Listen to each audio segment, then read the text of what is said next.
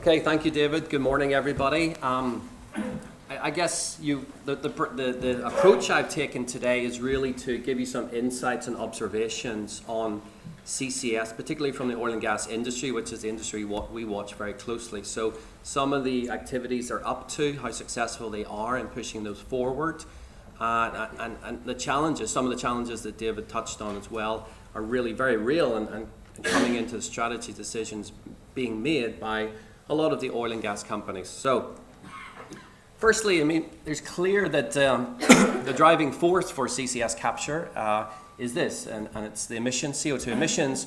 And over the long term here, from 65 all the way through to 2009, you see this very steady increase globally in CO2 emissions.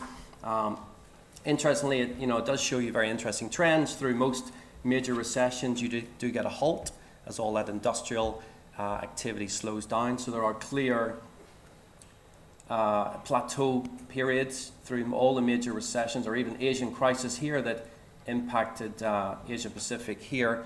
But just look how strong the Asia Pacific region has been with CO2 emissions over the last decade, really giving most of this increase here. So today, 43% coming from Asia Pacific, and that's where the last 10 years, this growth rate has just trebled from the decade prior to that. So really it's Asia Pacific industrializing, coming through, and consequently emitting a lot more CO2. So the driving force is quite clear from our perspective.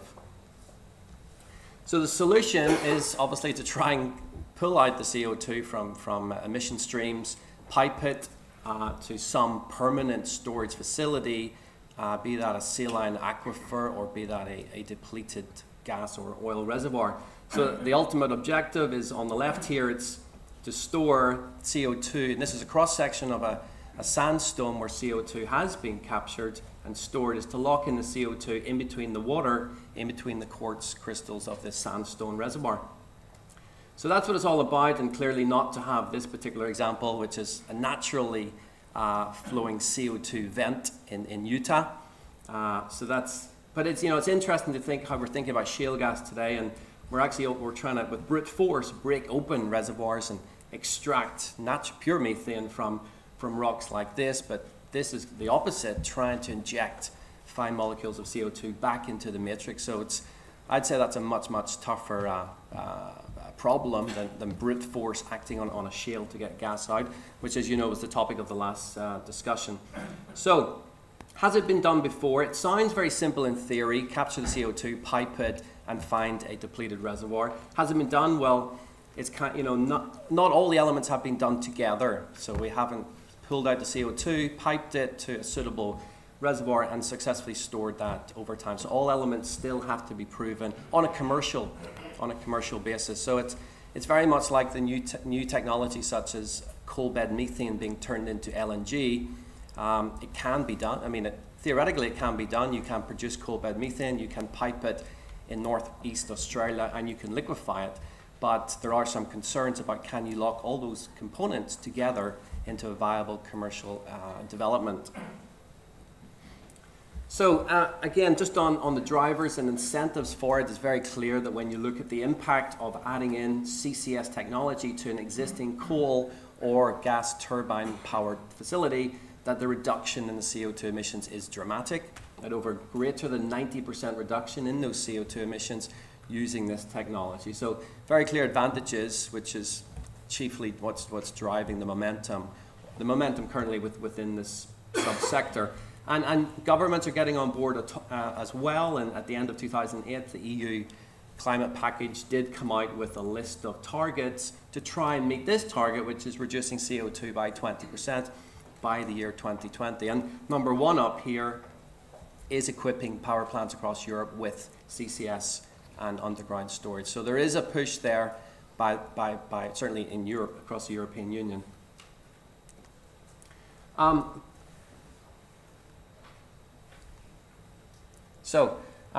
I think if you really add up all the projects, so you have the momentum, and then you take a stand back and you think, well, how much is this driving activity within the industry and the sector?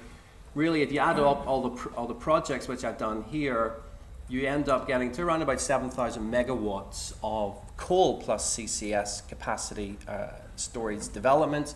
And just to put that in context, there is around 200,000 megawatts of CO2 emitting coal-fired capacity in Europe. So still not very material numbers when you add up the numbers. And additionally, you can see here in the chart that over the next 5 years, there does seem to be a lot of activity coming through, at least from a pilot plant perspective. But we are getting a lot of undecided decisions and some cancellations as well. As I'm sure you know about, some plants such as a BP one, a Shell one have come through in the last couple of years of being delayed and cancelled. But what I find interesting is also, and I know there's a talk at 11:40 on public perception on this, but it's really this not in my backyard, and David touched on it as well, it's really not in my backyard, which is something we see very much in the US with respect to LNG regasification terminals. It seems to be creeping in a little bit, certainly to the CCS sector, and there's a clear example of Shell recently trying to improve or capture more CO2 emissions from their Pernis refinery in Rotterdam, and it has been delayed because of the public backlash against that plan. So it is something to consider about the timing of successful CCS developments. I think also when we talked about that European plan over the next couple of years, it's useful just to take a step back and see how successful European policies have been prior to that. So if you go back to 1998 and you look at some of the communications and objectives being set back then, they weren't as aggressive, but they're quite similar, really reducing toxic emissions and improving energy efficiency, which included a lot of toxic gas emission capture at the same time. So they were really trying to, over that decade, reduce energy consumption by 1% per year, right out to this year, 2010. But then when you go back and look at the data, you can see that actually energy consumption just continued to rise, but it was primarily in the natural gas sector. Coal and oil did show some decrease, but you know, those objectives when they're set do sound very good in theory, but in practice, very, very difficult from when you take a step back, very difficult to actually achieve. Again, and that's the big factor, that's the reason why it's a little bit slow in our view, is the costs. Here we have the capex required dollars per kilowatt hour of new capacity to go ahead with different types of generation capacity. And you know, the one that does stand out here is just the new CCGT, the combined cycle gas turbine, which seems to be the fuel facility of choice as we look at construction forecasts going forward. Adding in CCS to this does take it up to over $2,000, but which is almost double just the standard new technology for CCGT. So that seems to be the preferred solution for a new capacity going forward from the announcements and from the plans that we observe. And again, you know, looking into all of these different types of solutions to meet energy demand going forward, again, we find, you know, CCGTs do also stack up positively in terms of the decision time that's required to make a final investment decision, coming in here at just 4 to 5 years.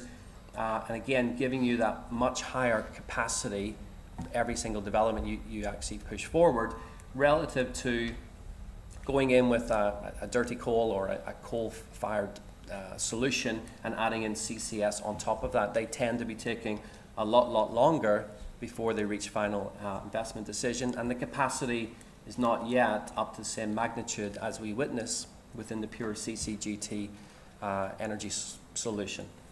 So all of these are important factors to say how quickly CCS, you know, we think can go forward. And that's just following through on that gas theme, and whether the industry starts to use CCS more aggressively on coal-fired plants, on oil-fired plants. It's important to just look at what, and I keep coming back to this natural gas preference, and it's true over the last 10 years, natural gas capacity has been really important for new generation capacity. And if you look at forecasts for the next 10 years, again, natural gas CCGT seems to be the preferred type of development that the industry is pushing towards. And that's clear here. You can look at this bottom chart just qualitatively, just, you know, look at the next 3-4 years, that these gas turbines are clearly stepping up in terms of the numbers and the ultimate capacity that's coming through for that. And that, this is just Europe, but there is a very marked step up in generation capacity from CCGTs, not CCS solutions on the back of existing coal-fired, oil-fired power capacity. So, I mean, now let's go back into the oil and gas industry and see what they're doing about it, what steps they're taking going forward. I mean, at the moment, as David mentioned, the oil and gas industry has clear insight and abilities to do this. They have the unique understanding of understanding reservoir behavior and which fields would be suitable to actually permanently seal CO2 and fight back against public perception of leaks, etc. So, at the moment, you know, we do know about these. You all know about the companies Vattenfall and GDF who have launched pilots, certainly across Europe. And this is just a photograph. It's actually on their website. You can get it's updated every day, and it's just a webcam of this pilot plant in Germany, which started up at the end of 2008, and is a 10-year pilot test to really see whether they can extract the CO2 successfully. So far it seems to be going okay, but remember it is a 10-year pilot test at this point. So, not that I want you to read all this, but it's just, as I go through all of the big oil companies, it's just a list of really their positioning on CCS today and what they've done most recently in this column. Now, you can get the slides afterwards, but it's really, there's a theme in here that all of this column seems to be pointing to we're testing it or we're incorporating it into some developments in our global portfolio over the next couple of years. So, you know, for instance, Chevron is developing a big CO2 intense gas field in Australia, and they've issued some tenders for CCS technology solutions on the back of that development. Other companies such as Repsol perhaps keep saying that it's under investigation. They're trying to find suitable fields and assets where they could employ it. But then the standout, as you know, is Statoil, which has kind of led the industry in terms of in terms of actually completing the process. And so I think there's a general theme here that there's not very much being spent in terms of total capex. If you work out the numbers, very, very minute numbers, no significant step up in activity across our asset bases as we screen them. Interestingly, some of the national oil companies are starting to talk about it a little bit more. In the case of ADNOC here and Saudi Aramco, also talking about CO2 and enhanced oil recovery going forward. So, you know, I'd say it's not a big push by the big Western majors and a slowly evolving push or momentum by some of the national oil companies is slowly coming through. So back to Statoil, and it just shows you how successful the industry can do it. This is the case of Sleipner. They really had the incentive back in the early 1990s when that CO2 tax was imposed in Norway and was starting to add up to a $50 per ton tax. So Statoil made the decision to spend $100 million, drill a CO2 dedicated well, strip off the CO2, and that would cost $10 to $20 in OPEX to compress it and pump it back into the overlying reservoir. So that obviously made sense relative to a $50 per ton tax at that time. And this is 4D seismic, but it's showing you how over that time they've injected the CO2 into the reservoir and how it's been successfully stored and just starting to flow out across this reservoir. Now, I think it's an aerial extent here of 3 kilometers squared. So they've done the same thing in Algeria, in the Insala gas field there. They've obviously done it at Snøhvit, again, a big LNG terminal up in the very north of Norway. But all of them very complex developments, you'd have to say. All of them certainly went over budget in terms of the capex, the initial capex that was required. Snøhvit, especially so, was the most recent example of a lot of additional budgetary costs coming through. So it's not clear cut that the industry or Statoil is pushing forward with this because of the experience they've had. In fact, back here it made sense. Today they tried to do it at the Mongstad refinery in Norway, which would be really the first case of an industrial plant capturing CO2 and injecting it back into a depleted reservoir. And they were going to receive a lot of government funding from the Norwegian government, but just over the summer we've seen that the government has now pulled back on that decision. So I think everyone's very disappointed about that, but again, it's just another example of how difficult it is to push these things forward. So now, really to show you, well, what about the rest of the big oil companies? They're all talking about it, but what are they actually doing within their own businesses to reduce CO2, capture it, use it in enhanced oil recovery? And if you go back through their reports on this, and you can start to add up their CO2 emissions on an annual basis, here with just the 6 largest integrated oil companies. And I mean, there has been a decrease over this last 5-6 year period, but the vast majority of the decrease, I would say, has actually been done by Shell, which is really had a much more marked reduction in those CO2 emissions. The rest of them, maybe BP after that, but certainly on the US side, it's not quite as impressive on capturing them. Elsewhere, down into some of the other oil companies in Europe, it's not quite the same story with an increase in total group CO2 emissions across all of their assets. So again, it's not, from this data, it's telling you that it's not leading to material reductions, or it's not something that seems to be being widely deployed across the global asset base. So just wanted to show you here the actual decreases that some of the companies have managed to do over that period, and again, you see very clearly how Shell stands out on that metric. And then, as I was mentioning, the national oil companies are starting to talk about it only in the last 12 months with ADNOC, with Saudi Aramco, and elsewhere. If you look at some of these companies, Petrobras, Pemex, continues to be, no real impact from CO2 capture policies that they seem to talk about in terms of sustainable reports, etc., but it's not quite coming through in terms of their actions. And again, so it is used in the US, and certainly, CO2 is used to enhance oil recovery, which is one clear benefit from using this CO2. But what's interesting is if you go in and look at what actually, because if you're using it for enhanced oil recovery, you would expect the reserve base to grow on the back of that. And oil companies actually split it out as to the impact on reserves from different technologies, or really, is it exploration that's driving up the reserves? Is it enhanced oil recovery? Is it acquisitions? Or is it just reserve revisions post further appraisal, or post better seismic that allows them to have a better handle on that total proven reserve base of a company? This is an example of ExxonMobil, who I think they claim to be one of the industry leaders in CO2 and CCS. They've got a lot of policies, they've got a lot of developments on the table at the moment, including this CFZ technology, which is really liquefying the CO2 before putting into reservoir. It's okay in the US. Unfortunately, in Europe, the EU Commission has actually banned that technology. So, but on the chart, it's to show you that certainly back in the early 1990s, enhanced oil recovery was a very big part of the reserve accretion for a company like ExxonMobil, which is the top lines here with the line around them. But over the last decade, all the way, the end of the 1990s and all the way through to today, it's more about actual discoveries, field extensions that's driving the reserves of these companies. And this is a kind of similar trend you would see in most of the big energy companies. There was a big push back in the late 1980s or early 1990s.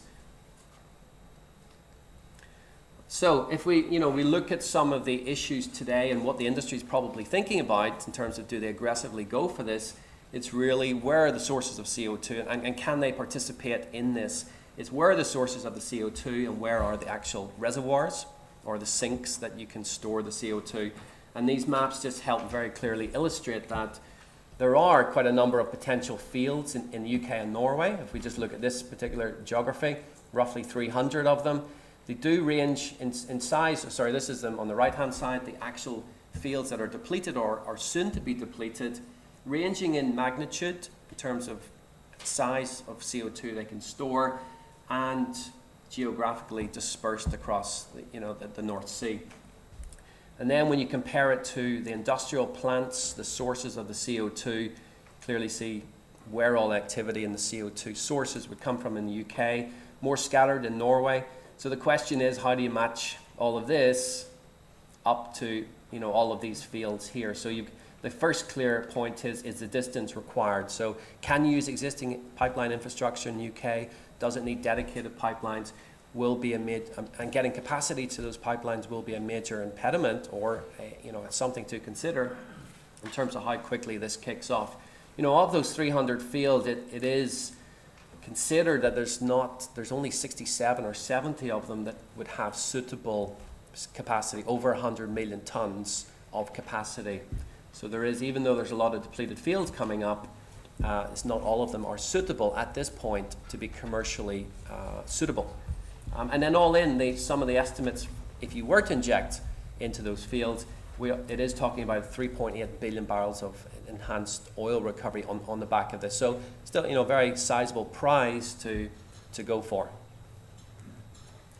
In the US, just to show you the comparable situation, again, you have quite a much more sizable number of potential depleted fields coming up, 1,700 of them, and where they're all located across some of the major basins here. And again, there, the prize to go for in the US is up to 20 billion based on current estimates. But again, one of the problems is getting the CO2 from the industrial plants, the power plants, and bringing it to those fields where they can be used for enhanced oil recovery. Because if you plot the actual CO2 EOR candidate fields, which are in these orange circles here, the dark blue, and then you take a look at, say, fossil fuel power plants, you clearly see how it's all skewed towards the east of the US. So again, no different than the UK. Distance, new pipeline capacity is a major issue. So even though capture can be considered to be the problem area, transportation is also a issue here to consider. It's no different than link it back to shale gas. A lot of the shale's coming from here as well, this shale gas. And the question is, can it ever be exported out of the US? Very similar, a point that you should consider is all that shale gas, if it was to be exported, would have to be, again, transported down to the coast before being sent out to global gas markets. And that's important because I think pipeline distance is definitely important. This just shows you CO2 flow rates on the y-axis versus the pipeline distance. So when you're really stepping up beyond 170, 200 kilometers, some of these flow rates diminish quite quickly. And this is actually at around about 100 bar of pressure, which is typical pressure across a lot of UK pipelines at the moment. So you'd really need to step up 200, 300 bar in order to lift these lines up to very high injection rates going forward. And again, that just adds to compression costs, energy costs, and the whole cost structure of trying to push this through. So I'm not sure how quick I've been, but that was running through it. Just to conclude, I probably sounded quite negative there, but actually, the companies, the costs do exceed the market price of CO2 at the moment, but there are a number of companies talking about this. That table, which was in a small print, does show you that it's increasingly coming through in terms of new developments are incorporating some CCS into it. So there is some momentum by the big oil companies. There are obstacles as we walked through in this presentation. The public perception is one that's definitely appearing on the horizon at the moment. And I think, government plans are all well and good, but they don't always quite live up to expectations. I just thought that was interesting on the Switzerland, how aggressive they've been. When they didn't meet their 2008 greenhouse gas emission targets, they actually just took their CO2 tax and trebled it just from the beginning of this year. So those types of decisions may be required to actually have an impact. And with that, I'm going to leave it there.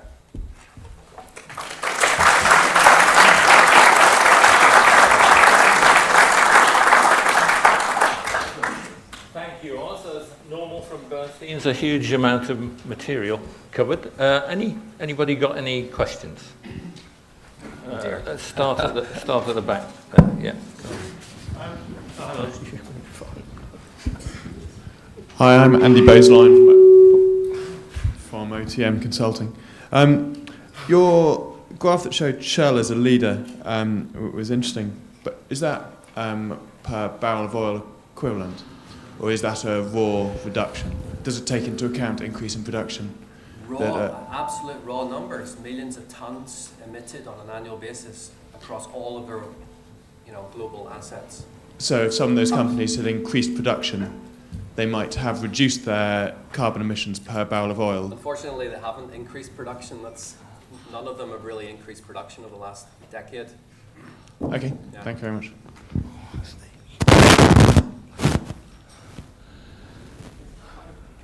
Hello? Oh, I have two questions. First one is, you mentioned the high energy cost to capture carbon, about, I think, 25% you mentioned. How low do you think it needs to fall to make this economically viable? What percent energy, based upon your models? Obviously the CO2 price is changing, and today it is depressed in the current market environment we're in. Roughly you're thinking about a 25-30 euro per ton CO2 cost. So I'm not talking about not talking the cost of the carbon. I'm talking about the percent energy. You mentioned 25% energy cost. How far down do you think it needs to go? Down to 10%, or what percent do you think it needs to be to make it viable? Well, definitely down to the 20% level, but it's asset by asset and project by project. I wouldn't like to give you one number that's a rule of thumb, because as I explained, the US is very different than Europe, and Asia is equally very, very different. It's very unique. Or very project specific in how I think about it. Put it another way, what do you think its capex needs to fall down to then per ton of CO2? Well, you need to get it down to be competitive with the CCGTs. That was $1,000 per kilowatt hour, and it's $2,000 per kilowatt hour on the CCGT plus existing CCGTs plus CCS. So you need to really drop that by 75 up to 100%. Okay, thank you. Somebody else? Yeah. Hi, it's Catherine Earley from Bloomberg News. You mentioned that the EU put a ban on, was it CFZ? Can you explain a bit why that isn't? Because it's a liquid stream that Exxon have come up with, and they're not quite they haven't tested. The Sleipner is gas going into the reservoir, and it's been successfully contained. There isn't yet 10 years of data to show that a high-pressure liquid, which Exxon is producing, cannot be expelled from a reservoir over time. So it's an uncertainty, I would say, is why that's happened. Hello, yes, Julian Rush from Channel 4 News. Two things, if I may. One is, do you have a figure for a price for carbon that would make CCS economically attractive to oil companies? And perhaps more specifically, in terms of EOR in the North Sea, is there an obvious change to the tax regime that could suddenly provide an incentive to oil companies to go ahead and do this? I don't have a CO2 number. It's not something we're actively forecasting or trying to work out. The easier prizes are, clearly the government is pushing into high pressure, high temperature fields, heavy oil fields. That's the route that the government's taking, and that's the asset, the reserves that the industry seems to want to go after rather than down this route. So we've seen the last government released, the last tax update reduced or actually increased the tax benefits for going after those heavy oil fields, high pressure, high temperature. And that's where the industry seems to want to go for. It's, that's what I would say. Okay, anybody else? Yeah. Yeah, Lucas McGrady, Carmcom. Do you see the advancement of nuclear energy as the direct competitor, or what is standing in the way of development of CCS? Absolutely. Yes. Clearly, you can see that it's a very sustainable energy source. The only problem with nuclear is the 10 to 12 year construction period, and that's over and above the actual the sanction period that's required, and the public perception remains quite strong attached to that particular fuel source as well. And then you have a 4 to 5 year period on CCGTs, and a construction period is much more favourable to get those off the ground. And that's why you see that big jump in the forecasts over the next 4 years for CCGTs. The nuclear, it just takes that double length of time to build, but it is an absolute competitor, yes. One more question, Bob. Yeah. Another way of removing carbon dioxide from the atmosphere is naturally by growing trees, cutting the trees down and then just storing the trees, which doesn't involve pipelines or any technology at all. How would you see the cost structure of that kind of approach comparing to this? I've got no idea, but I do see it. I mean, actually, in some of the coal bed methane projects in Australia, the companies are talking about planting thousands of trees right beside their facilities. So, interestingly, that is a solution that is being adopted in Queensland. Yeah. I think one thing we can probably argue is that the oil and gas industry only has amateur expertise in tree planting.